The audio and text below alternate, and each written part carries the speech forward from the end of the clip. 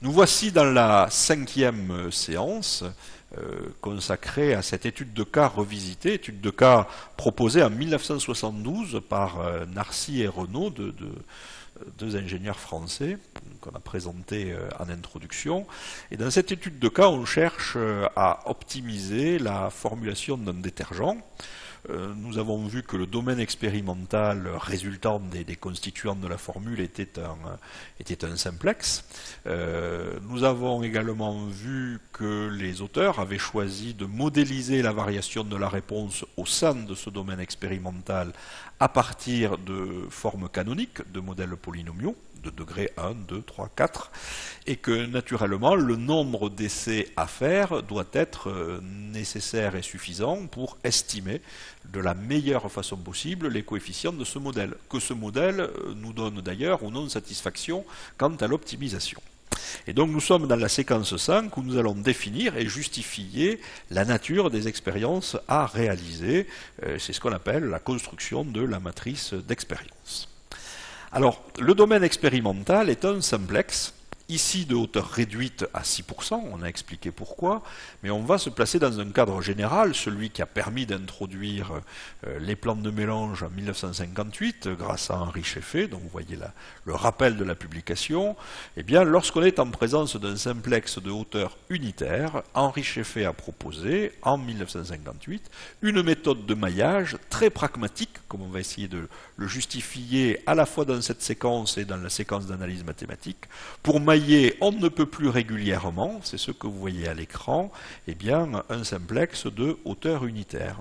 La répartition uniforme veut dire que quel que soit le mélange que vous allez choisir parmi les points rouges du diagramme ternaire que vous voyez à l'écran, les voisins immédiats de ce mélange sont à la même distance, ce qui veut dire que dans le cas d'un triangle équilatéral, si vous pointiez la pointe d'un compas sur un de ces mélanges, en écartant le compas pour former un rayon qui correspondrait à la distance entre deux mélanges voisins, en faisant tourner le compas autour de ce point, eh bien les mélanges voisins sont à la même distance et la propriété est répétable pour des sphères ou des hypersphères.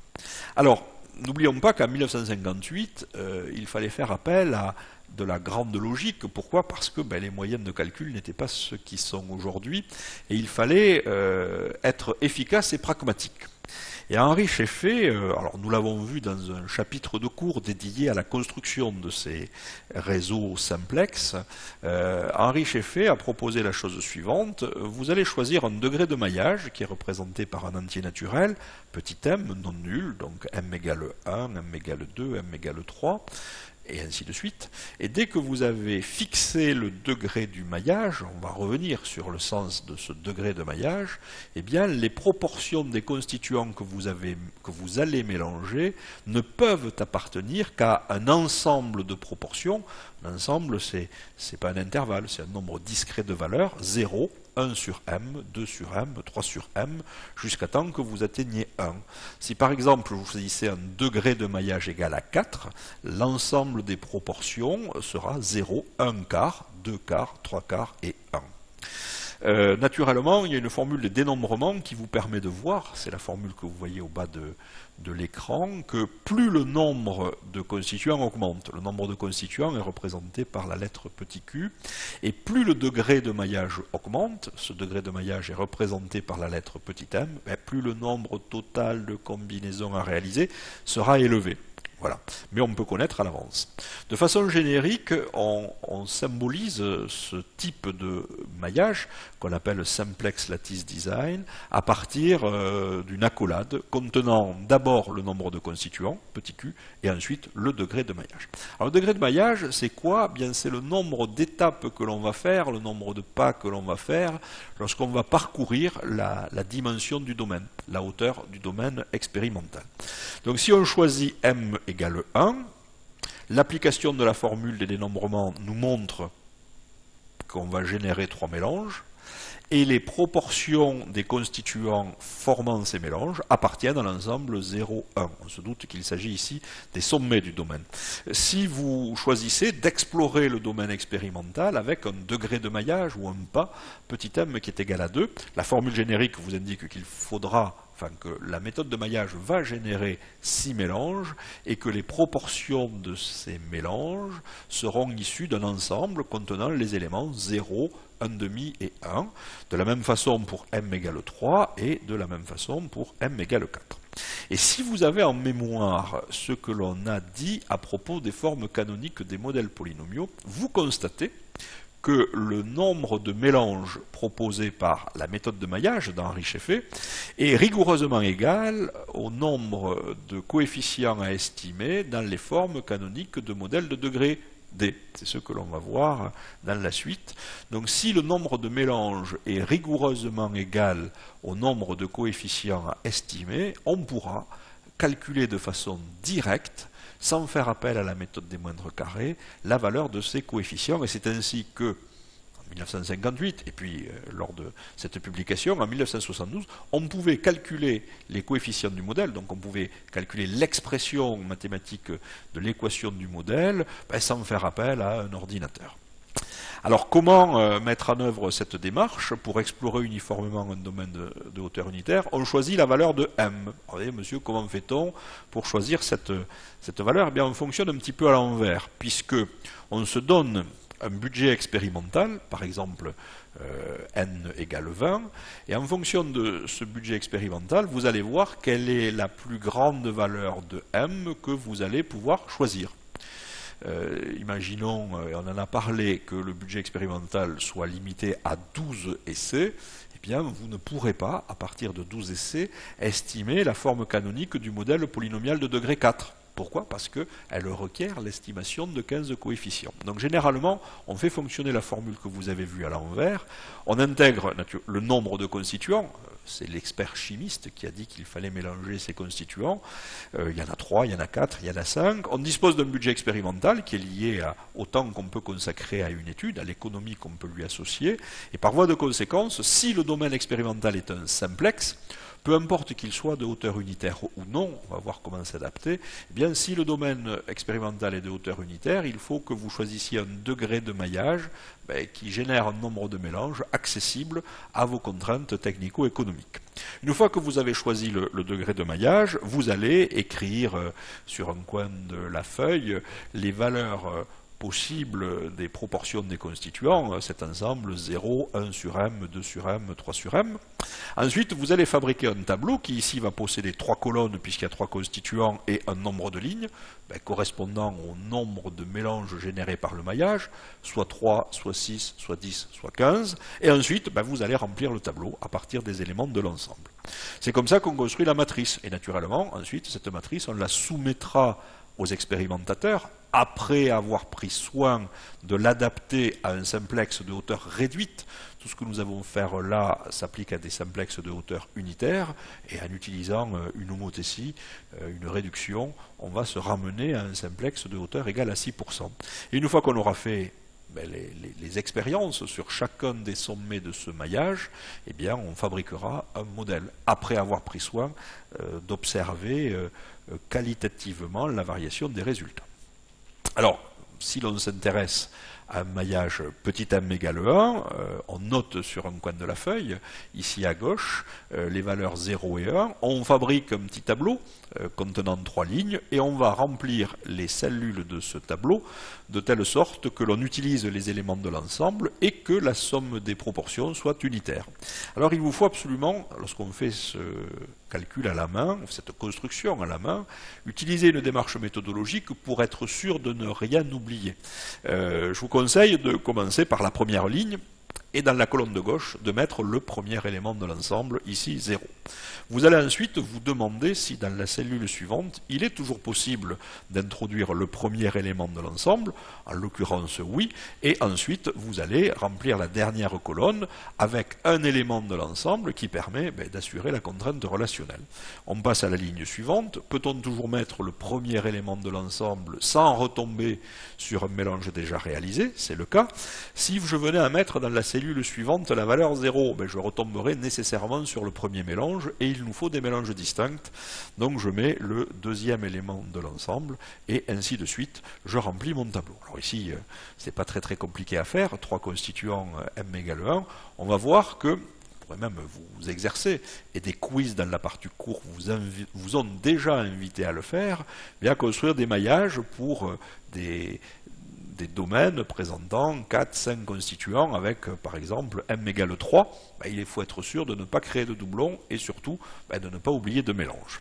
Où sont situés les mélanges? Eh bien, ils sont situés au sommet du domaine.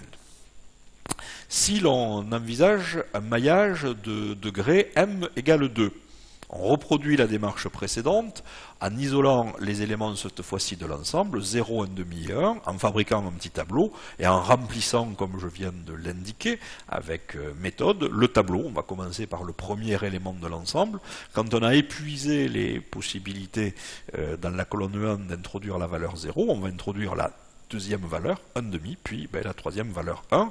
Qu'est-ce que vous constatez? Vous voyez apparaître ce fameux réseau qui est traduit par la locution lattice en anglais, un réseau triangulé, un peu comme les grues de chantier ou la tour Eiffel. Eh bien, on voit apparaître 6 mélanges constitués ici par les 3 sommets et les 3 milieux d'arête. Si on décide de faire un choix avec m égale 3, on reproduit la même démarche en fabriquant un nouveau tableau de 10 lignes que l'on va remplir à partir des éléments 0, 1 sur m, 2 sur m, 3 sur m, en faisant ici intervenir la valeur m égale 3.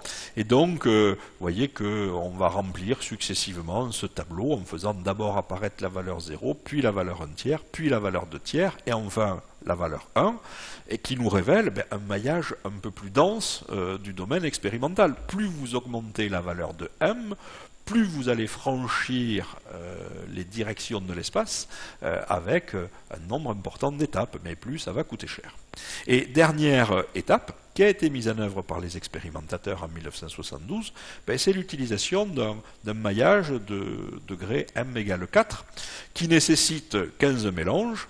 Ces mélanges ont des proportions qui appartiennent à l'ensemble 0, 1 quart, 1,5, 3 quarts et 1, et donc vous allez remplir méthodologiquement, en essayant de ne rien oublier, la matrice d'expérience que vous voyez petit à petit apparaître à l'écran, et voilà l'origine des 15 mélanges parfaitement équirépartis dans un simplex de hauteur unitaire.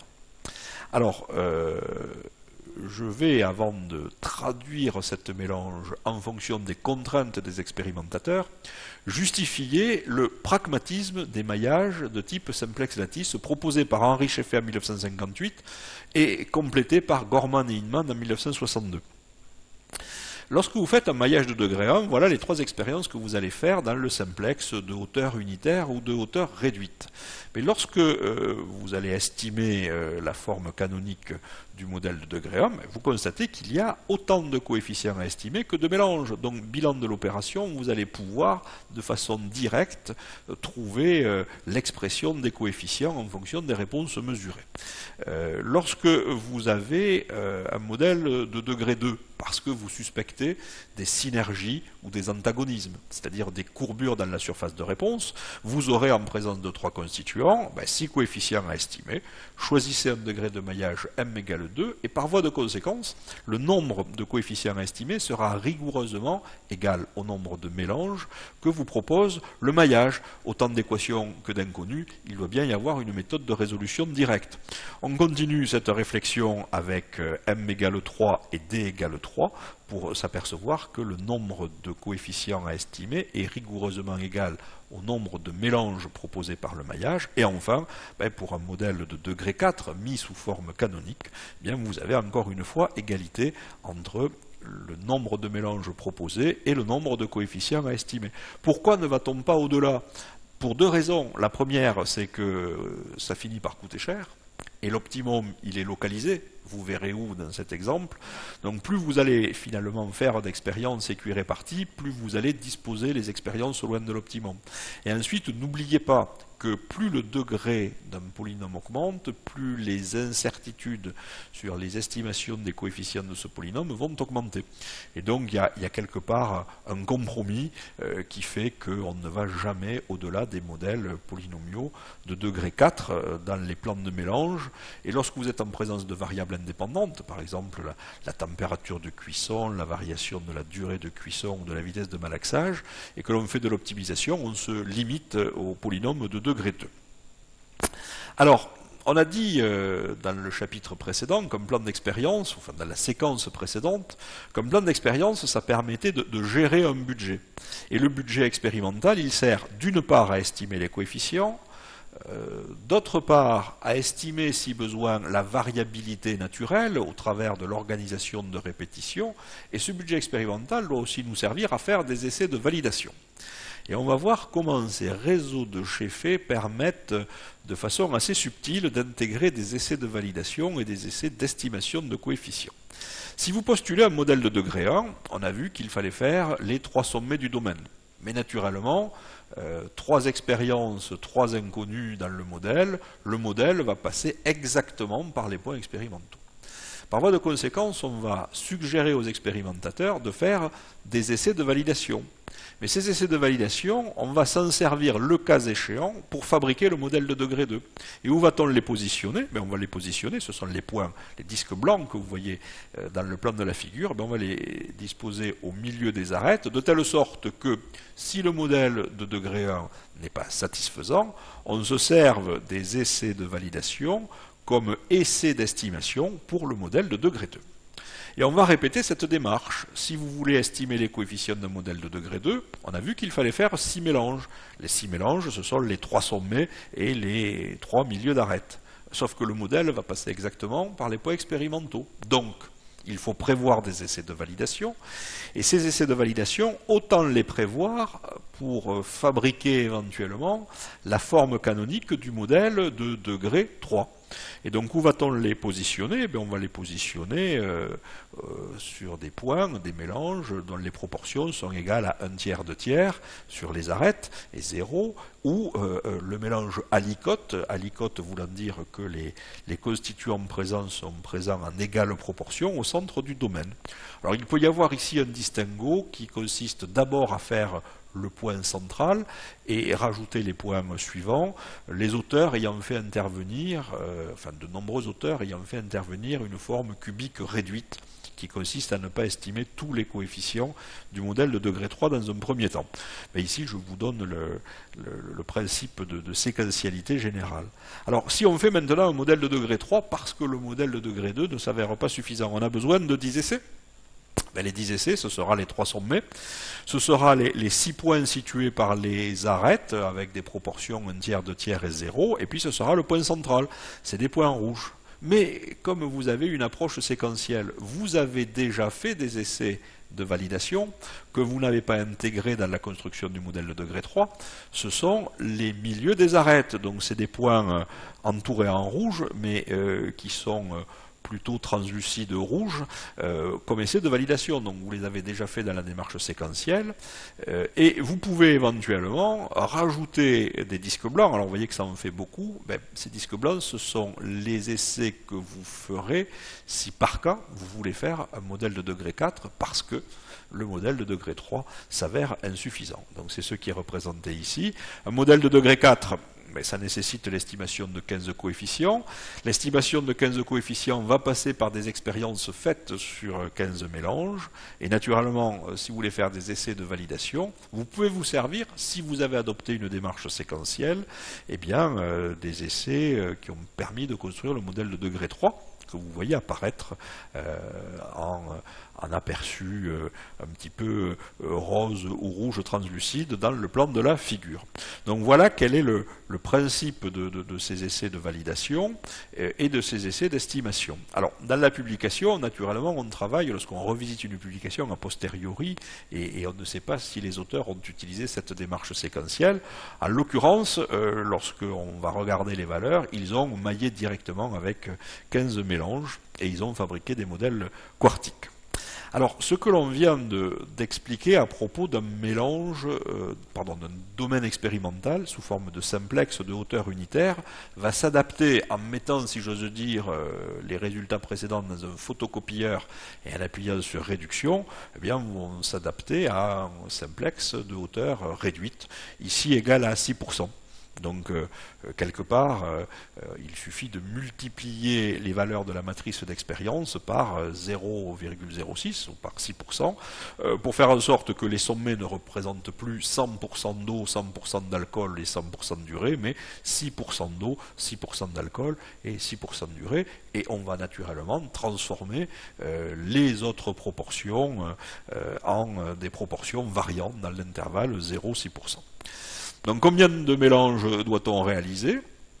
Eh bien, au moins autant que de coefficients à estimer, 15 mélanges. Quel mélange doit-on réaliser? Eh bien, voilà la matrice d'expérience, ce coup-ci traduite dans le langage des expérimentateurs. On retrouve ici les 15 mélanges distincts qui vont être mis en œuvre avec d'éventuelles répétitions, on va le voir, pour estimer la variabilité, par les expérimentateurs en 1972. Et on sait que même si on n'a pas d'ordinateur, ce qui était le cas en 1972, ou du moins de logiciels dédiés pour les plans d'expérience en formulation, bien parce qu'il y a une stricte égalité entre le nombre de coefficients et le nombre d'essais réalisés, on pourra à la main, à partir de formules génériques, trouver l'expression du modèle mathématique que l'on exploitera par la suite. Alors nous voilà arrivés à la fin de cette séquence consacrée à la construction de la matrice d'expérience. J'ai repris ici un extrait de la publication de Narcy et Renaud en 1972 et vous voyez apparaître, par bloc de 3 lignes, les 15 mélanges réalisés par les expérimentateurs. D'abord les 3 premiers, 6% d'eau, 6% d'alcool, 6% d'urée, c'est ce qu'on pourrait constituer comme étant des caractérisations sur des constituants purs. Et ensuite, vous voyez apparaître des mélanges où d'abord il s'agit de mélanges binaires, 3% d'eau, 3% d'alcool, c'est le milieu des arêtes. Ensuite, d'autres mélanges binaires où interviennent les proportions 1 tiers, 2 tiers, 1,5% d'eau, 4,5% d'alcool. Et enfin, les 3 derniers mélanges que vous voyez apparaître un peu au centre du domaine, qui sont constitués par 50% d'un constituant, donc par exemple 3% d'eau, et 25% de chacun des deux autres, soit 1,5% d'alcool et 1,5% d'urée. Voilà. Donc nous avons fini ici la partie qui est consacrée à la conception de la campagne expérimentale que les Anglais appellent Design of Experiments. On a défini le nombre et la nature des expériences à réaliser en fonction d'un objectif, qui est ici la recherche d'un optimum. Et on va passer maintenant dans une deuxième partie de l'étude où, après avoir fait l'expérimentation, eh bien, on va se livrer à tout un tas d'analyses, des analyses globales qui vont consister à regarder les valeurs mesurées, des analyses mathématiques qui vont consister à estimer les coefficients du modèle, des analyses statistiques qui vont nous permettre de porter un jugement, une opinion sur la qualité de ces modèles, et enfin une analyse graphique qui va nous permettre de restituer les équations dans l'espace de l'ingénieur sous la forme d'un ou plusieurs types de figures. Donc nous avons fini la première partie qui consiste à partir d'un objectif pour atteindre la matrice d'expérience et la nature de la campagne expérimentale à réaliser, et je vous donne rendez-vous dans la séquence suivante où nous allons regarder les valeurs observées par les expérimentateurs pour essayer petit à petit de converger vers un optimum. Merci de votre attention.